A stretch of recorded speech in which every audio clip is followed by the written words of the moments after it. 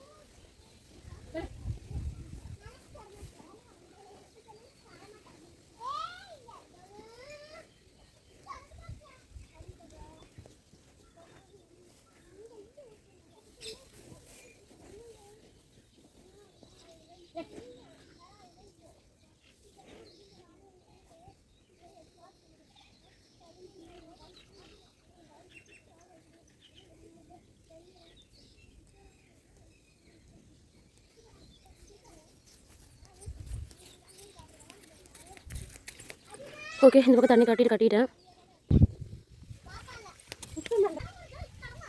பேசாத வாய் முடிக்குது. எதுக்கு இந்த பக்கம் வந்தீங்க? இப்போ என்ன பாரு எதுக்கு வந்த? எதுக்கு நீ வீட்டுல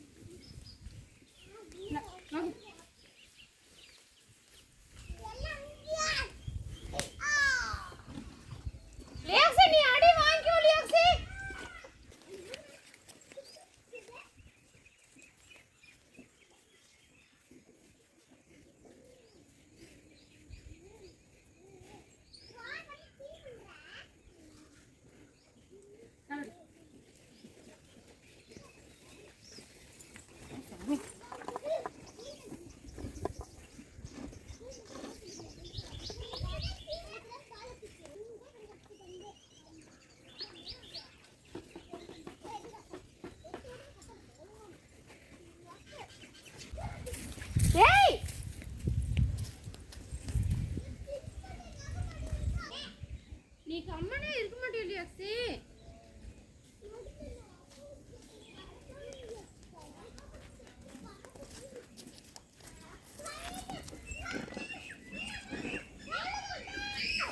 ஏய்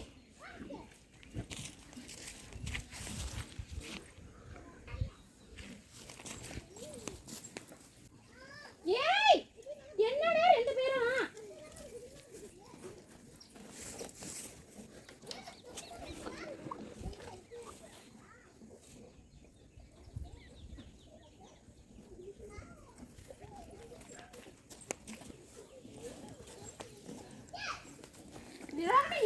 இப்படி கத்திட்டு இருக்க நீ அந்த பிள்ளைக்கு சேராத.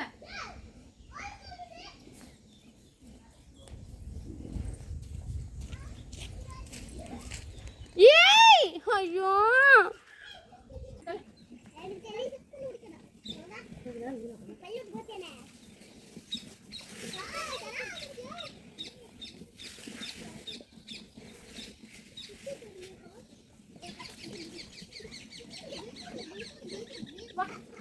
ஏய் ஏய்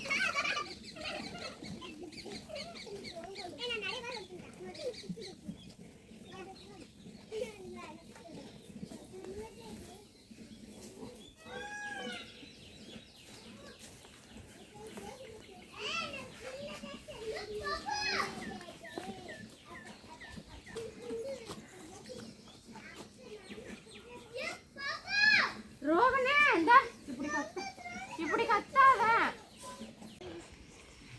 ஒழுங்கா இங்கேயே இரு, அடி வாங்கிக்கோ. நீ ஒன்றும் அந்த பிள்ளைகிட்ட விளையாடணும். அந்த பிள்ளை விளையாடுற பிள்ளையும் அடி வாங்க வச்சிட்டேன். இப்போ நான் அதை போய் நோண்டுறேன்னு போகிறேன். எல்லாம் தண்ணி குடிச்சிருச்சு. இப்போ என்ன பண்ணணும்னா ஒவ்வொரு பக்கமாக சாணி எடுத்துகிட்டே வரணும். ஏன்னா அப்போ தான் அதை படுக்கிறதுக்கு நல்லாயிருக்கும், தீனி போடவும் நல்லாயிருக்கும். தீனி 2 மணி தான் போடுவேன். இப்போ இங்கே இருக்கிற கொஞ்சம் இப்போ தான் எங்கள் அத்தை எடுத்துகிட்டு போனாங்க. தண்ணி காட்டுறதுக்குள்ளே அதுக்குள்ளே இவ்வளோ போட்டுருச்சு. இப்போ நான் வந்து இதுக்கு சாணி எடுத்துடுறேன். காக்கா வந்துருச்சு. குடலை தூக்கிட்டு போதும் காக்கா வரும்.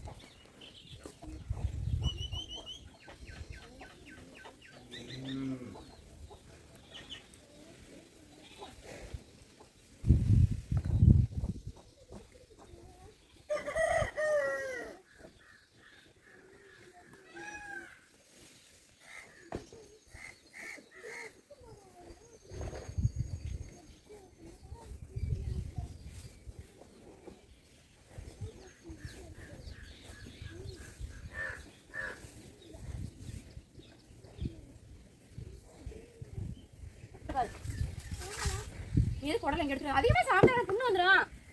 குடலாம் அதிகமாக சாப்பிடாத சொன்னால் நீ கேட்குறதே இல்லை. என்னமோ பண்ணிக்கோட புண்ணு வந்து அப்படி என்கிட்ட புண்ணு வந்துருக்கு, என்னால் சாப்பிட முடியல அப்படின்னு சொன்னேன். அடி வாங்கிக்குவேன்.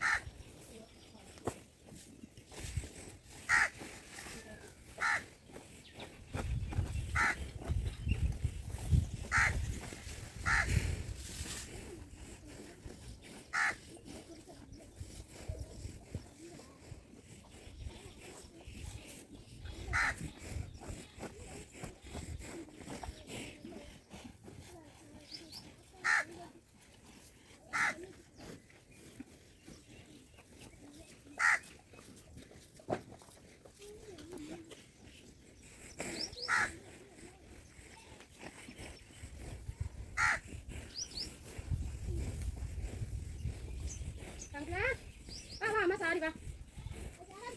அவர் வேலை இருக்குமா? டென்ஷன் பண்ண போக வருமா வராதா? எல்லாம் ஒன்றா வர.